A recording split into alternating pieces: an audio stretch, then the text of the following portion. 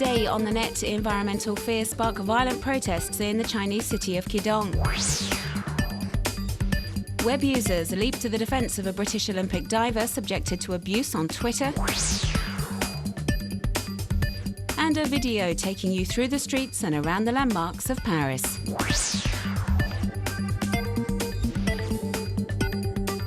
Clashes broke out between residents of China's coastal town of Qidong near to Shanghai and riot police at the weekend during protests against a pipeline project to empty wastewater from a paper factory. The factory belongs to a Japanese multinational that would apparently, if the project goes ahead, be discharging 150,000 tonnes of polluted water into the Qidong coastline. But thousands of people joined Saturday's demonstration in front of local government headquarters to protest against the project. Some went on to occupy the building for several hours.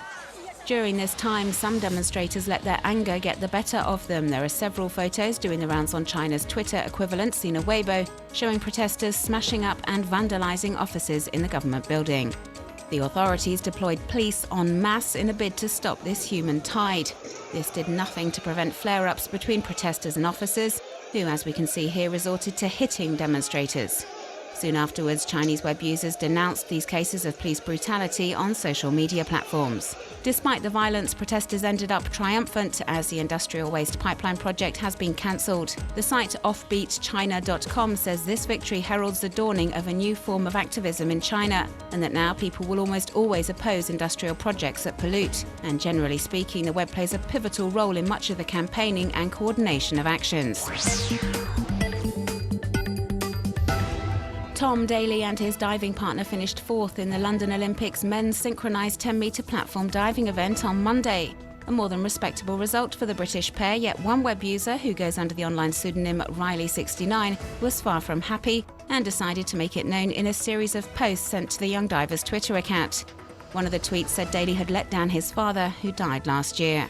Daley has received a flood of supportive messages on the social network from proud and protective fans and followers. It didn't take long for British web users to rally round, expressing disgust with the author of these nasty posts. And all tweets directed at him have been centralised under the hashtag Riley69banned. Messages slamming his stupidity and lack of sensitivity, saying he should be banned from the microblogging site.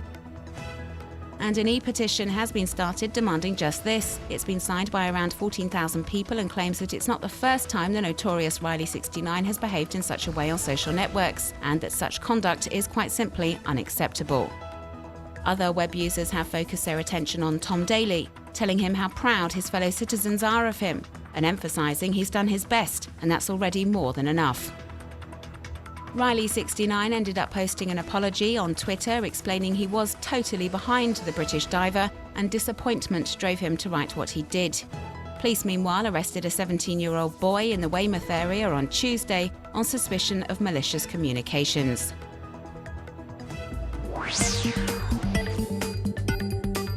Web users have been posting under the Twitter hashtag #EmptySeats to voice their surprise at seeing so many empty seats at various venues hosting the London Olympic Games. Many have also been posting photos on social networks.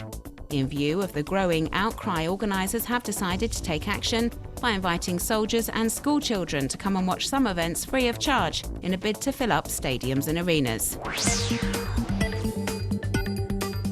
The death of a German shepherd dog called Captain, found beaten and clinging to life in a trash bin in Vancouver, Canada last week, has prompted a wave of emotion on the local web. Shocked by the abuse inflicted on the animal, web users have launched a fundraising campaign to pay for animal welfare organisation, the SPCA, to carry out a full investigation, with over $70,000 being raised so far. All of the money will go directly to the SPCA and will also help finance a centre for mistreated animals. Benin-born photographer Maël Akpovi, who lives in France, has used the time-lapse and stop-motion techniques to create this Paris in Motion video.